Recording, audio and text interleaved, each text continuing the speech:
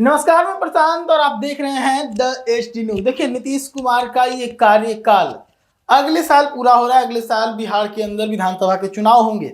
इसके साथ ही नीतीश कुमार का जो 7 निश्चय 2 प्रोग्राम चल रहा था वो भी अब अंतिम चरण की तरफ पहुंचने वाला है। ऐसे में एक साल के अंदर अब तकरीबन 12 लाख नौकरियों को पूरा करने के प्रयास में लगे हुए नीतीश कुमार। मैं आपको बता दूं कि 7 निश्चय 2 के तहत नीतीश कुमार ने यह फैसला किया था कि बिहार के अंदर 10 लाख सरकारी नौकरी और 10 लाख रोजगार सृजित करेंगे, जिसको लेकर नीतीश कुमार लगातार चर्चा में बने रहे। और इस पूरे मामले में तेजस्वी यादव के साथ नीतीश कुमार की जो नोक झोंक है वो भी आप लोगों ने देखा। किस प्रकार से शिक्षक बहाली को लेकर और बिहार पुलिस की बहाली को लेकर तेजस्वी यादव ने दावा ठोका है कि हमारे कारण ये नौकरियां आई है। तो ही नीतीश कुमार इस पूरे मामले को लेकर कहते हैं कि मुख्यमंत्री का फैसला होता है, इसमें उप मुख्यमंत्री का कोई लेना देना नहीं। यानी कि इन्हीं नौकरियों को लेकर एक क्रेडिट पॉलिटिक्स चल रही है, क्योंकि भारी संख्या में पिछले 6 महीना के अंतर्गत भारी संख्या में लोगों को बहाल किया गया। उसमें एक बड़ा संख्या जो है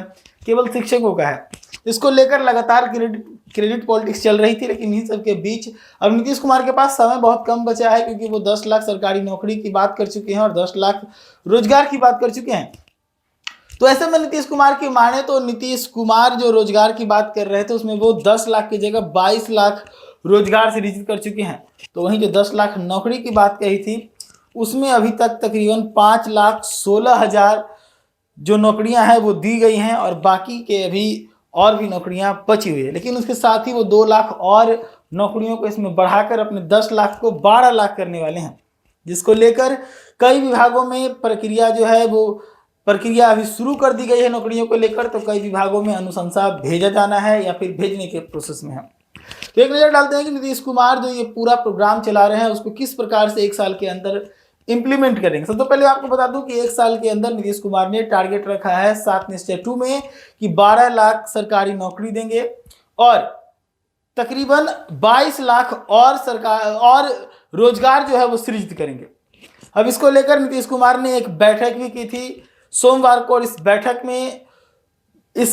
में कई तरह के फैसले हुए। जो अधिकारी थे उनके साथ बातचीत भी हुई नीतीश कुमार के इसके साथ ही इस बैठक में ये भी फैसला हुआ कि जो पेपर्स लीक हो रहे हैं इसमें जो माफिया शामिल है उनके ऊपर नकल कैसे कसा जाए, इसको लेकर भी बातचीत हुई। और इस पूरे बैठक में नीतीश कुमार ने आदेश दिया अधिकारियों को कि प्रस्ताव बनाकर आप लोग तैयार रखिए। आगामी जो विधानसभा सत्र है इसमें हम एक कानून लेकर आएंगे जिसके बाद से जो परीक्षाएं हैं वो पारदर्शी बनी रहेंगी, पेपर्स लीक नहीं होंगे और इसमें किसी भी माफिया का कोई इन्वॉल्वमेंट नहीं होना। इसको लेकर नीतीश कुमार ने सख्ती के साथ कहा है कि इसी विधानसभा सत्र में पेपर लीक करने वाले माफियाओं के खिलाफ नकेल कसी जाएगी। तो वहीं अगर बात करें 7 निश्चय 2 में 2020 से 25 के बीच में 10 लाख जो नौकरी निर्धारित थी उसको लेकर भी नीतीश कुमार ने बैठक की है। और इस बैठक में अलग अलग विभागों के जो सचिव थे, मुख्य सचिव थे, अलग अलग विभाग के मंत्री थे, उन सभी से भी बातचीत हुई। और इन सभी से बातचीत होने के साथ ही नीतीश कुमार ने लक्ष्य निर्धारित किया है कि साल भर के अंदर जो है हमें 10 लाख नहीं 12 लाख का आंकड़ा छूना है। इसको लेकर नीतीश कुमार के जो आंकड़े हैं वो कहते हैं कि 5,16,000 नौकरियां नीतीश कुमार दे चुके हैं।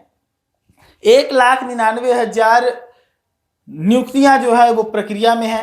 2,11,000 नियुक्तियों की अनुशंसा भेजी जा चुकी है। 2,34,000 नियुक्तियों की अनुशंसा अगले महीने तक भेजी जाएंगी।